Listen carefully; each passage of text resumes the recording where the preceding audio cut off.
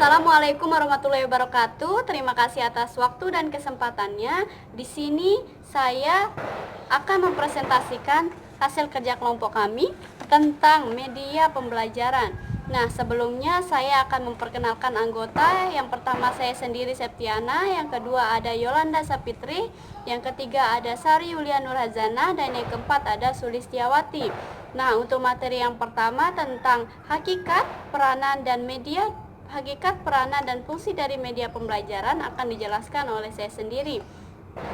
Hakikat media di dalam pembelajaran. Pembelajaran sebagai suatu proses komunikasi di mana pembelajaran merupakan suatu kegiatan yang melibatkan seseorang di dalam upaya memperoleh pengetahuan, keterampilan, dan nilai-nilai positif dengan memanfaatkan sumber sebagai pembelajaran. Nah, pembelajaran ini tentunya melibatkan dua pihak. Yang pertama siswa sebagai pembelajar dan yang kedua ada guru sebagai fasilitator. Yang terpenting di dalam kegiatan ini yaitu adanya proses kegiatan belajar mengajar. Sebab dapat dikatakan sebagai suatu hasil belajar ketika siswa sudah mampu memenuhi beberapa ciri. Yang pertama yaitu belajar sifatnya disadari, di mana artinya bahwa siswa merasa bahwa dirinya sudah belajar.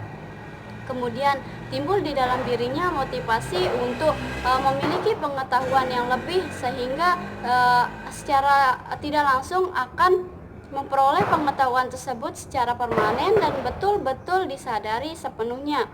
Yang kedua yaitu hasil belajar diperoleh dengan adanya proses, di mana dalam hal ini tentunya semua pengetahuan tidak diperoleh secara instan maupun spontanitas, melainkan diperoleh secara bertahap. Nah, seorang anak bisa membaca tentunya tidak diperoleh secara sesaat atau secara langsung, melainkan dilakukan secara bertahap. Misalkan seorang anak membaca mulai dengan kegiatan mengeja, mengenal huruf, kata, dan kalimat. Nah, sehingga di sini dapat disimpulkan bahwa proses pembelajaran merupakan suatu kegiatan komunikasi dari penyampaian dari seseorang atau yang disebut sebagai sumber pesan kepada penerima pesan. Pengertian media, di mana menurut Henning pada tahun 1993 mengatakan bahwa media merupakan alat saluran komunikasi.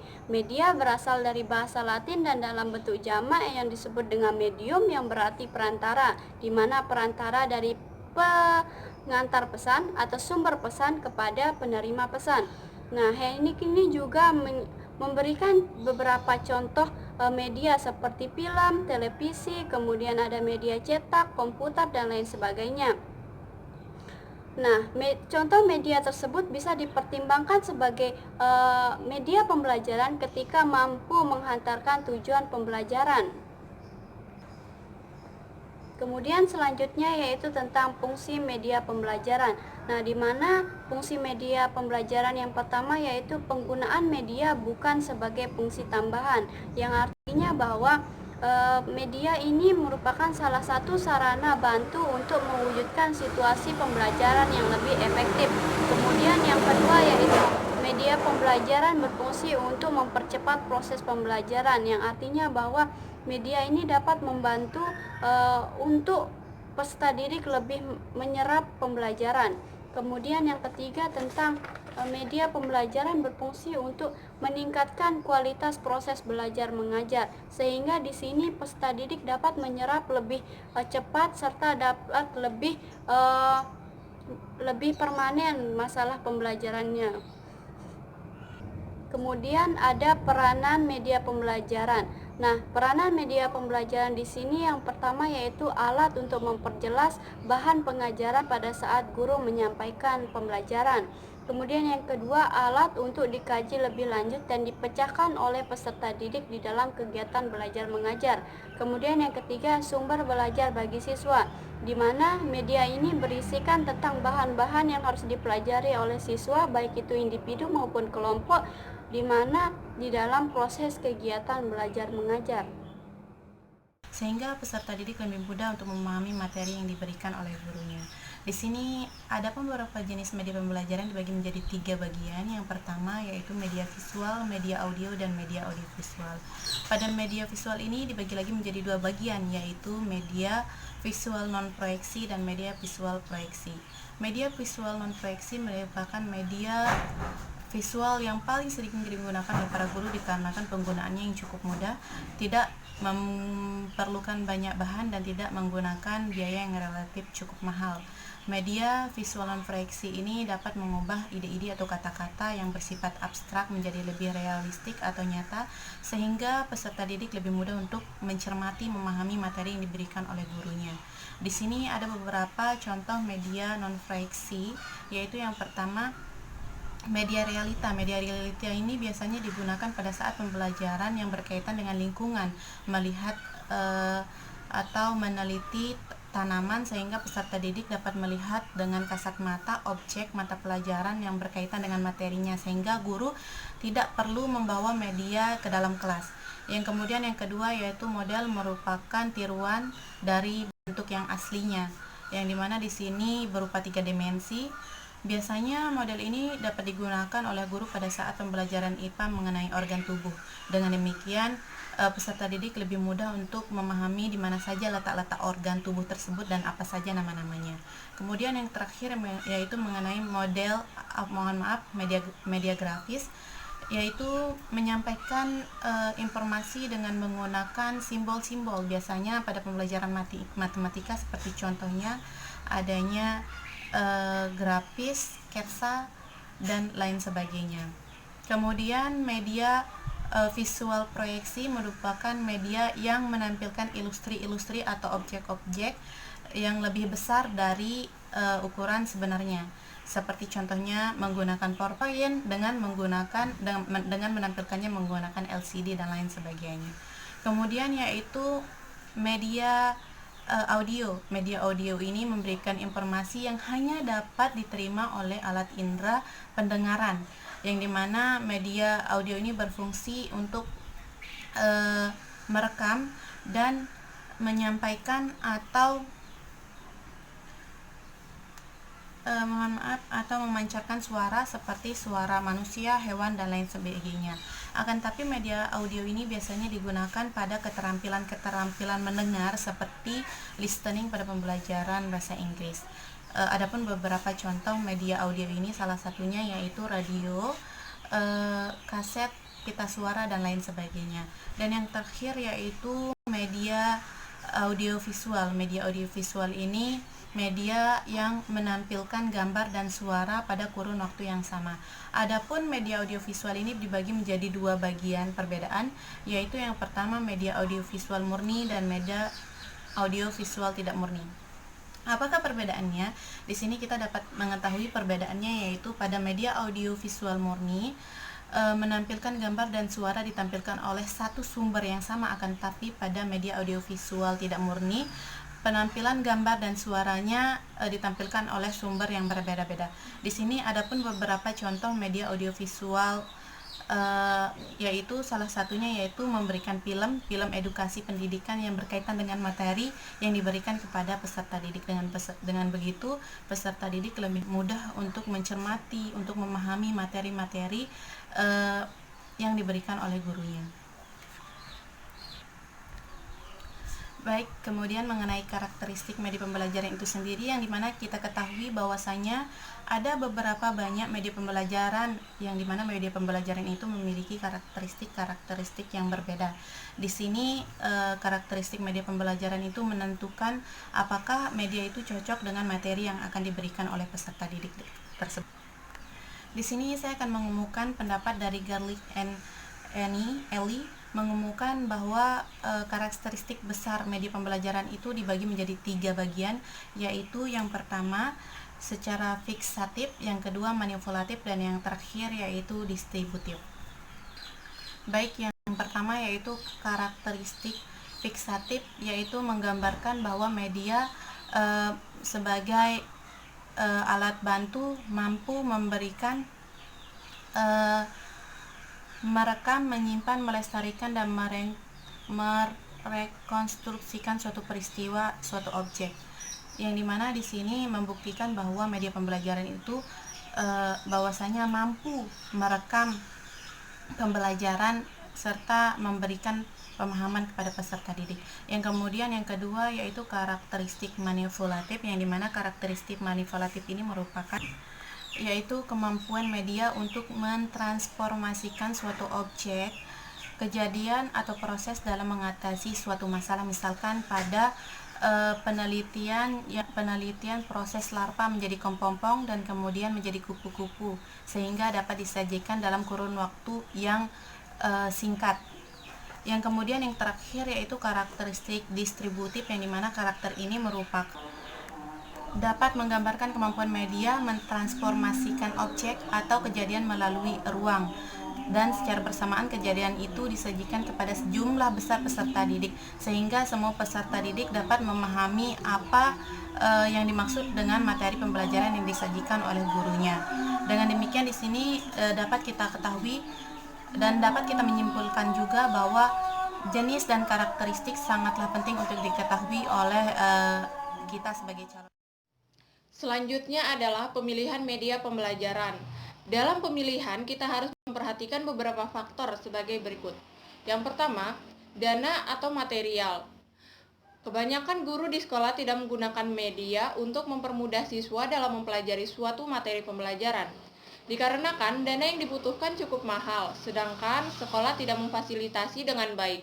Maka, guru harus benar-benar pandai dalam membuat media agar tidak menghabiskan dana yang mahal. Seperti guru memanfaatkan barang-barang bekas dalam pembuatan media. Yang kedua, materi pelajaran. Selain dana, di sini guru juga harus memperhatikan materi pembelajaran. Karena setiap materi itu beda, maka penggunaan medianya pun juga berbeda. Sebelum menentukan media, guru harus mengurutkan materi dan menggabungkan materi agar saling berkesinambungan. Dengan demikian, guru bisa memakai satu media untuk beberapa materi. Yang ketiga, peserta didik. Faktor selanjutnya yang harus diperhatikan yaitu dari peserta didiknya. Pemahaman setiap individu dengan individu lainnya itu berbeda. Ada siswa yang gemar menggambar, menulis, mendengarkan, dan sebagainya. Dari data tersebut, guru harus membuat media semenarik mungkin agar perhatian semua siswa yang memiliki karakter yang berbeda-beda itu tertuju pada media tersebut dengan rasa senang dan gembira. Yang keempat, jenis-jenis media. Pendidikan dalam memilih media harus menentukan jenis media yang akan digunakan itu yang mana. Jenis-jenis media antara lain ada audio, visual, dan alat peraga. Dengan adanya jenis media seperti itu, pendidik bisa melakukan stimulus respon dengan peserta didik dengan baik. Selanjutnya adalah penggunaan media pembelajaran. Penggunaan media pembelajaran menurut taksonomi Letsin dan kawan-kawan 1992 dibagi menjadi 4. Yang pertama, media berbasis manusia seperti guru, instruktur, dan tutor. Yang kedua, media berbasis cetakan seperti buku penuntun, buku kerja, atau buku latihan. Yang ketiga, media berbasis visual seperti card, grafik, dan peta. Yang keempat, media berbasis audiovisual seperti video dan film.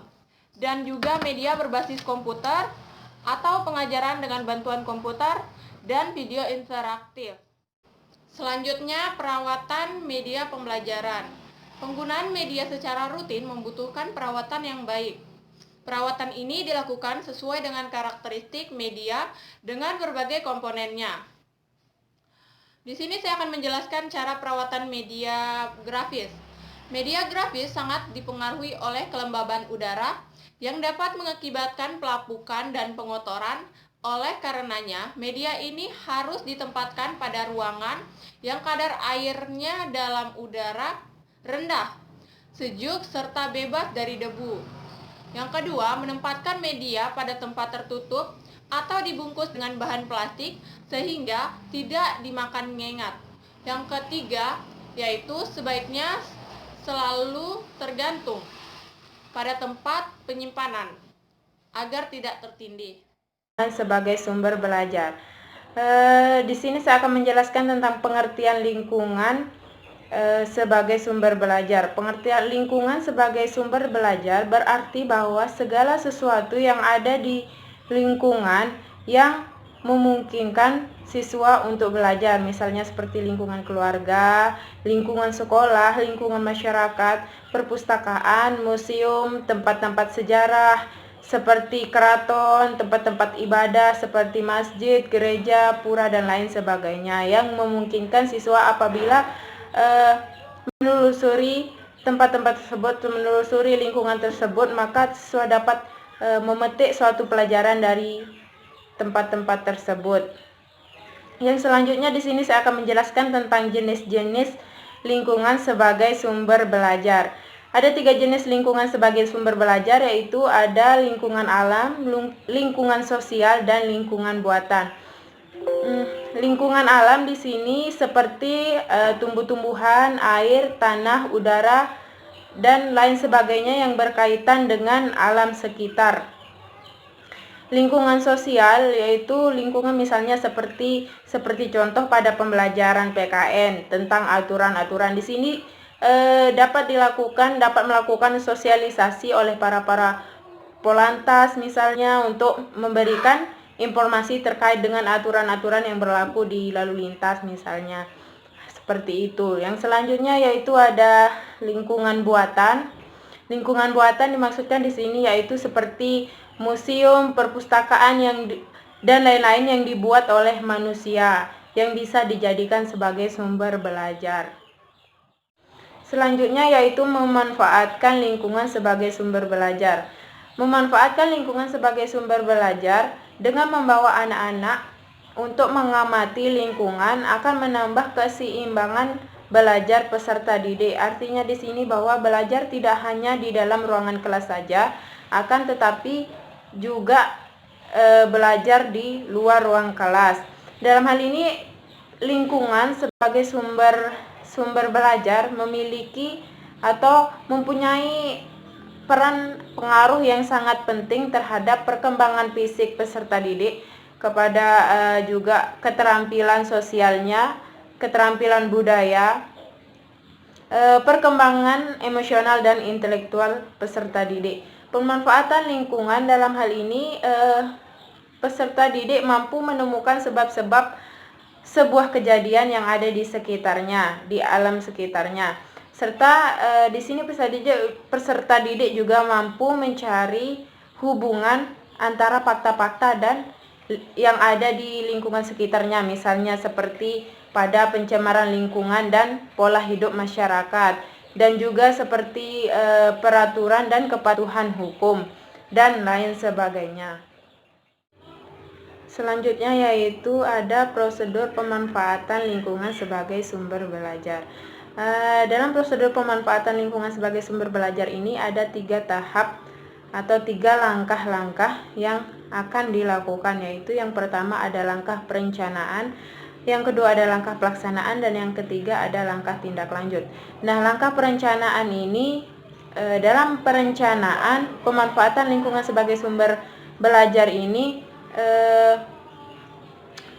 ada beberapa hal yang harus dilakukan oleh guru, yaitu menentukan kegiatan apa saja yang akan dikerjakan oleh peserta didik. Yang selanjutnya kedua yaitu menentukan di tempat-tempat mana saja kegiatan tersebut akan dilakukan. Yang selanjutnya yaitu ketentuan waktu untuk setiap tahap kegiatan dan target yang hendak dicapai dari waktu ke waktu. Yang selanjutnya ada langkah pelaksanaan, melakukan kegiatan belajar di tempat tujuan sesuai dengan perencanaan yang telah ditetapkan.